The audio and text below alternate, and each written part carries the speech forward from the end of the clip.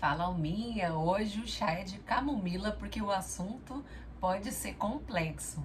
Você acabou de terminar o seu relacionamento, tá num momento assim que você não se vê sozinho e aí tá sentindo aquela carência, tá difícil lidar com esse término. Como que a gente pode ficar bem tendo terminado um relacionamento? É sobre isso que eu quero falar hoje. Eu quero falar sobre os estágios após esse término de relacionamento, o porquê de às vezes você seguir algum padrão que você sabe que não é saudável, mesmo assim, parece que você sempre arranja o mesmo tipo de gente, sabe? Aquela pessoa dedo podre? Pois é, ela existe. Quero te explicar um pouquinho mais por que isso pode acontecer e também como você vai ficar bem nessa fase estando sozinha. Fica comigo que esse assunto tá muito legal. Esse assunto, na verdade, foi uma inspiração que veio a partir de algumas sugestões de alguns amigos. Eu sempre fui aquela pessoa conselheira chamada para esses momentos mais difíceis. Então vamos lá. Primeiramente, vamos falar dos estágios, né? Quando a gente termina, eu até fiz um videozinho, olha aqui. Primeiro parece que a gente tá super bem, né? Nossa, liberdade total, vou fazer o que eu quero. Daqui a pouco vai batendo um tédio, você vai pensando, ai, como que eu vou ficar assim, sozinha? E aí daqui a pouco você já tá triste, tá desolada, fica pensando, nossa, eu acho que eu não sei mais ficar sozinho, como que eu vou fazer agora? Eu vou ficar aqui jogada, tá todo mundo saindo. E aí você entra lá na internet, tenta assistir alguma coisa na televisão e tá vendo aqueles casais que são muito felizes, né? Ai, a gente abre as redes sociais, só tem gente feliz. E aí dá aquela depressão. Inclusive, isso é muito interessante, porque estar com outra pessoa parece que é objeto de desejo de grande parte das pessoas, mas às vezes não é porque necessariamente eu quero estar com alguém, mas porque a gente tem um desejo de ser aceito, a gente quer pertencer. Então, às vezes, a gente acaba entrando em relacionamentos que não seriam necessários, mas só por conta de estar carente. E quem tá carente não é seletivo, a gente acaba escolhendo realmente as pessoas erradas. Eu me lembrei de uma música da Selena Gomez, não sei se você conhece, mas tem uma música que na época que ela tinha recém terminado com Justin Bieber, alguns anos atrás, chama. Eu até anotei aqui, peraí. Chama Lose You to Love Me. Tipo assim, ela teve que perder ele pra ela começar a se amar. E a letra da música fala bem isso, ó. Eu precisei perder você pra me encontrar. Esta dança está me matando aos poucos. Eu precisei odiar você pra me amar. Amar o amor. Linda essa letra de música. Eu achei muito legal. E por que que eu trouxe essa letra de música? Porque às vezes as pessoas precisam terminar com a outra para que elas se reencontrem. Porque às vezes a gente começa um relacionamento, não começa, né, as mil maravilhas, né? Cada um tem sua própria personalidade, você encontra a pessoa, vocês se conectam por algumas questões que são iguais, aí daqui a pouco parece que a pessoa vai tirando a máscara, vai realmente aparecendo. E no casal, normalmente tem uma pessoa que é mais suscetível, ela cede mais, ela é mais flexível. E aí, se for você, talvez você tenha passado por isso e a gente acaba se misturando com a outra pessoa. Daqui a pouco eu não sei mais o que, que eu gosto, eu tolero demais o que eu não gosto, mas tá tudo bem, porque pelo menos eu não estou sozinha, né? Acaba acontecendo isso. E isso não é bom, porque a gente se perde, né? A gente perde a nossa individualidade. E muitas pessoas acham que quando vão encontrar a pessoa certa, essa pessoa vai ser muito parecida, né, com ela mesma, no sentido de, eu não vou me decepcionar, ela vai atender as minhas expectativas. É só você ter expectativa que dá tudo errado. Quando a gente quer uma pessoa num moldezinho, né, correto, certinho, eu quero desse jeito. Na verdade, é como se fosse uma extensão da própria pessoa. Aí acontecem aqueles relacionamentos que são narcisistas, sabe? A pessoa, na verdade, é uma extensão dela, ela quer se ver na outra pessoa. E a probabilidade desse relacionamento dar certo é muito mínima, porque na verdade nós precisamos primeiro sermos pessoas inteiras, sermos pessoas completas, ou seja, eu sei o que eu gosto, eu sei o que eu não gosto, eu sei o que eu estou disposta a abrir mão. E quando eu tenho convicção dos valores, que é a essência da pessoa, é sobre isso, sabe? Às vezes eu não consigo o que eu quero, mas é o que eu acredito. E o que que eu acredito que eu mereço? O que que eu acredito que que vá fazer sentido com os valores que eu já tenho, porque é essa essência que é mais importante, porque as pessoas têm jeitos diferentes. E é justamente por isso que a gente se conecta com elas. A gente ama apesar da pessoa ser diferente da gente em alguns aspectos. Mas é lógico, não dá pra ser diferente em tudo. Porque aí nada vai se encontrar e aí você vai estar com a pessoa por atração e isso vai acabar rápido, porque a paixão ela tem um prazo, né? Aquele começo incendeia, daqui a pouco, né? Vai baixando e você vai ficando com a pessoa pelas razões que não são propriamente a atração, né? Mas pelos valores, se aquilo faz sentido pra você, te torna uma pessoa melhor. Mas e por que que a gente se perde tanto? E como que a gente acaba sendo essa pessoa dedo podre que eu tinha falado?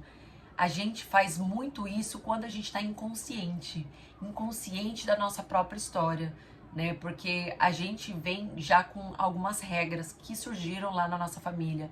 E o nosso pai, por exemplo, no caso das mulheres, né? Ou invertido, né? No caso dos homens, a mãe, ela tem uma referência muito forte na nossa vida. De verdade, porque na nossa família a gente conhece algumas coisas que às vezes são ruins, mas aquilo é conhecido pra gente. Por exemplo, às vezes eu tenho um pai que é mais agressivo, um pai que trai a minha mãe, e isso a gente sabe que tá errado, mas isso é algo que a gente conhece. Então, inconscientemente, eu vou buscando pessoas que tenham esses traços que eu já conheço, porque eu não sei qual que é o outro lado, sabe? E aí, às vezes a gente pode acabar repetindo o padrão do que era na nossa família, mesmo a gente não querendo. Mas porque é algo que a gente já vivenciou e tá ok lá dentro da gente. Ou também pode acontecer o extremo oposto. Ai, nossa, eu não quero uma pessoa assim de jeito nenhum na minha vida. E aí a pessoa se fecha e ela acaba não se dando com ninguém. Então, como que eu faço para que isso não aconteça, né? Ah, ainda tem mais uma situação que eu acabei de lembrar. Tem aquela situação em que meu pai era tão bom, mas tão bom, que daqui a pouco parece que eu não acho ninguém à altura do meu pai. Mas como assim? Pois é, isso é algo que a gente faz inconscientemente. A gente fala que é quando a gente está casada com o próprio pai. E esse pai não precisa ser vivo, ele já pode até ter morrido. Mas esse laço afetivo ficou tão forte que eu acabo levando isso para os meus relacionamentos também. É como se ninguém pudesse ser melhor que meu pai. Aí eu acabo achando só gente que não presta, né? Porque ninguém vai substituir meu pai. Mas aí que tá a questão. Não é substituir seu pai, que seu pai é seu pai. Mas por que que a gente tem essa mentalidade de que ninguém pode ser melhor que o pai? E aí eu acabo escolhendo sempre pessoas piores. Porque a gente pegou aquela figura. A criança tem muito essa fase. Tem uma fase que a menina é apaixonada pelo pai e o menino é apaixonado pela mãe. Na psicologia a gente fala isso, que é aquela fase do Édipo, né, do filho. E tem uma fase que isso acontece geralmente, que é esse primeiro encantamento. A gente é a primeira pessoa, né, do sexo oposto, que a gente tem uma afinidade, que a gente traz como molde. E às vezes a gente não consegue se desmisturar disso, porque a gente ficou tanto nesse papel de filha, que se a gente não se individualiza, se a gente não toma consciência de que esse é um papel de filha, a gente acaba se relacionando querendo ser filha, né? Onde a gente quer ser cuidada, onde a gente quer saber esse papel que é mais de filha mesmo. Mas isso é muito ruim, porque aí eu fico no lugar de birrenta, eu quero do meu jeito, eu quero ser controladora às vezes, né? E porque a gente tá nesse lugar de filha, mas pra gente se desmisturar, a gente precisa olhar pra nossa história e entender o que faz parte dessa história da família de origem e o que eu quero levar, quem eu sou. Será que o que eu tenho de parecido com eles, o que eu não tenho, o que eu escolho levar pra minha vida. Esse exercício é fundamental, porque assim eu vou conseguir ter mais clareza para os meus relacionamentos. Porque às vezes, se eu sair de qualquer jeito da minha família, eu saí brigada, eu saí, sabe, de algum jeito que é nocivo, eu vou com certeza levar essa bagagem para os meus relacionamentos. Essa coisa que não está resolvida. Porque é isso que eu aprendi, é isso que eu vivenciei. Sabe igual você faz um intercâmbio? Você vai para um país de língua diferente e aí lá você passa essa imersão. Em 2 meses você já está entendendo o que as pessoas estão falando. Agora você imagina que na sua família você aprendeu dessa forma, na imersão. Você nem sabia escrever, você não sabia ler, mas você aprendeu a falar. Você aprendeu principalmente a falar o que aquela família falava na linguagem dos sentimentos. Eu sei como eu devo me comportar. Ah, aqui eu devo ficar quieta. Não, aqui eu posso falar. Não, aqui eu nem tenho voz. Então você aprendeu dessa forma. E é assim que você vai levando sua vida. Isso é natural. Só que isso começa a prejudicar a gente a partir do momento que eu não entendo quem eu sou. Já viu aquela pessoa que a gente fala assim, o filho é casado com a mãe é casada com o filho. Quando que isso acontece? Quando a pessoa não consegue ter um relacionamento, ela sempre tá com aquela figura do pai ou da mãe muito misturada com ela mesma. Por exemplo, é aquele filho que vai falar, não, amor, eu vou lá ficar com minha mãe precisa de mim. Eu não tô falando pra abandonar os pais, nem nada. Mas eu tô falando que esse filho não vai conseguir casar, ter um relacionamento saudável com outra pessoa se ele estiver amarrado no seio familiar de origem. Ele deve sim dar assistência. Eu tô falando isso até porque deu uma polêmica em outro vídeo quando eu falei sobre essa separação da família de origem. Eu não tô falando que você não vai dar assistência, porque honrar os pais é cuidar dos pais. Mas eu tô falando que a sua energia não deve ser prioridade para eles, porque eles tiveram os filhos e agora você tem que ter energia para cuidar da sua própria família, para seguir a sua vida. Então, a partir do momento que eu começo a ouvir mais os meus pais do que quem eu decidi ficar, isso tá acontecendo alguma inversão de valores, porque aí você sempre vai ser sustentado, você sempre vai ser filho. Você não vai tomar um lugar de autonomia, de independência, porque quando a gente fala em casal, é uma relação mais de igualdade, sabe? Um cuida do outro. Ali eles se separam para que eles formem a sua própria família. É nesse sentido que eu digo. Então a gente, quanto mais desmisturado está da família de origem, entendendo o que eu quero, o que eu não quero, mas principalmente reconhecendo os seus próprios valores, mais chance você tem de ter um relacionamento saudável. E ainda tem uma questão muito interessante, que é aquela da mulher ser guerreira. Eu escuto muito isso. E as mulheres, elas se sentem realmente nesse papel porque a gente hoje em dia vê uma sociedade em que as mulheres batalham muito, né? Tem homens que não tomam esse lugar de, eu vou ser provedor. Não tô falando sobre extremos, mas, por exemplo, a gente vê homens muito fragilizados, né? E as mulheres tendo que tomar a frente. E qual que é o problema disso? O problema disso é que as mulheres podem ficar sobrecarregadas. E elas podem tomar um lugar de tanta independência que daqui a pouco elas acham que não precisam mais dos homens. Mas justamente porque elas se fizeram tão fortes que parece que ninguém vai estar à altura delas. Só que qual que é o problema disso? O problema é que ela não vai encontrar um homem mais forte que ela.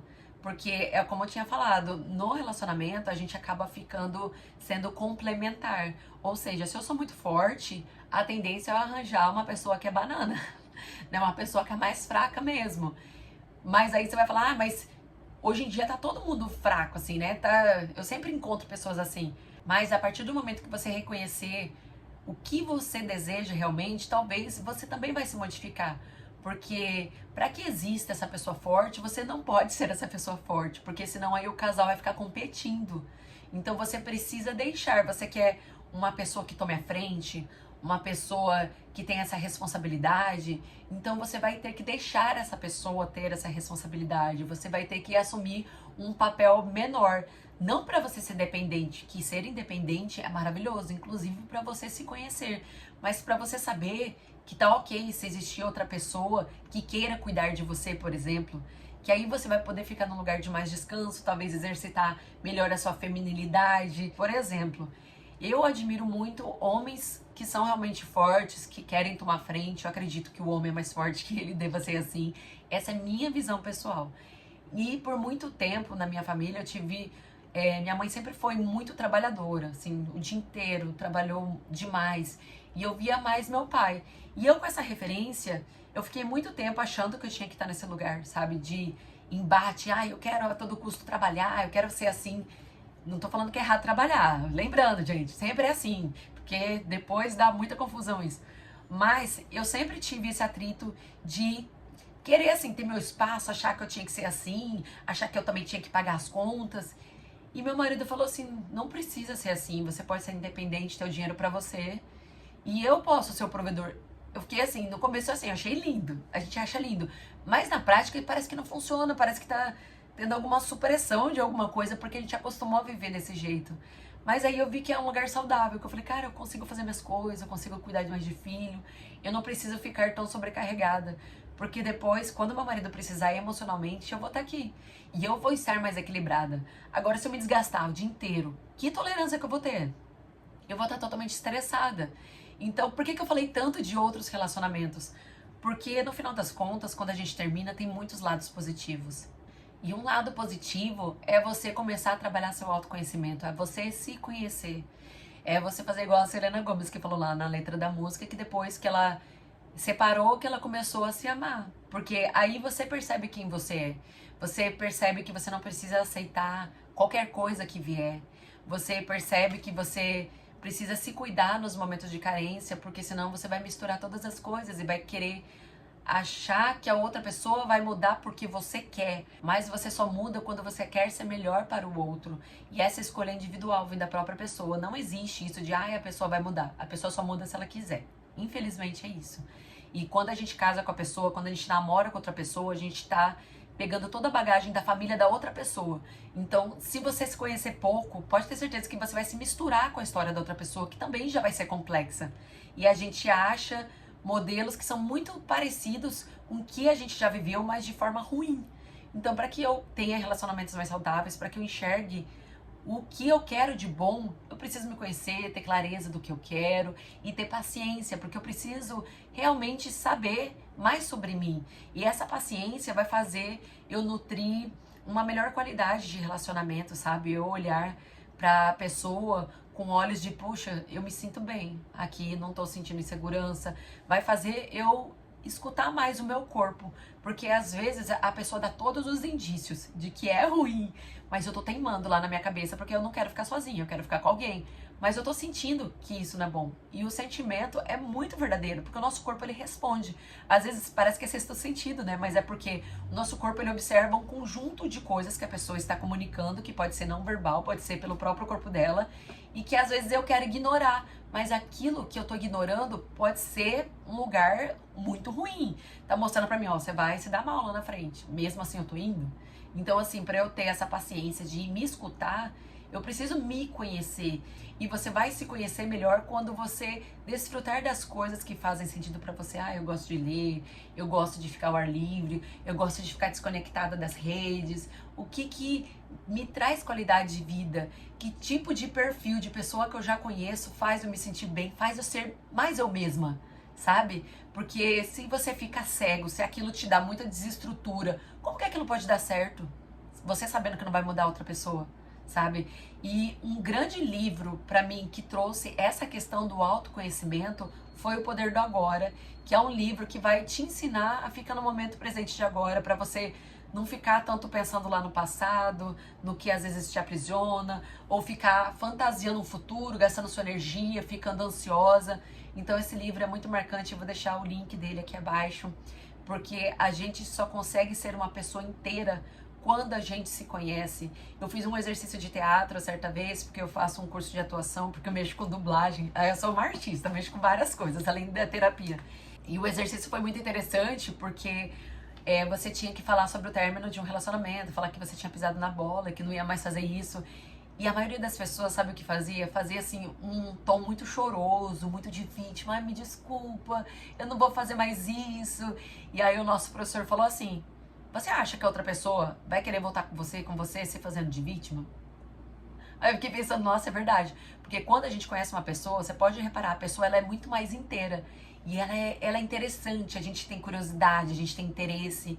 E com o passar do tempo, com relacionamentos longos principalmente, a gente vai se perdendo. Daqui a pouco não tem mais curiosidade nenhuma, não tem nada de interessante, porque a gente fica muito parecida com a outra pessoa. E a gente deixa de ser interessante. E aí, ao invés da gente se nutrir, eu vou fazer o que eu gosto, eu vou, sabe? Ao invés de você se lembrar de quem você é, você vai se esquecendo disso e aí você vai cobrando mais, ou seja, você vai ficando chata, vai ficando carente demais, por favor, vai ficando vítima, tudo que a outra pessoa não quer. Você gosta de lidar com uma pessoa que se trata como vítima ou uma pessoa que cobra demais? Não, é ruim. Então, a melhor reflexão que eu quero deixar para esse finalzinho de vídeo é: seja a pessoa com quem você quer se relacionar. É isso. Eu espero que você tenha gostado desse vídeo e até o próximo. Tchau, minha!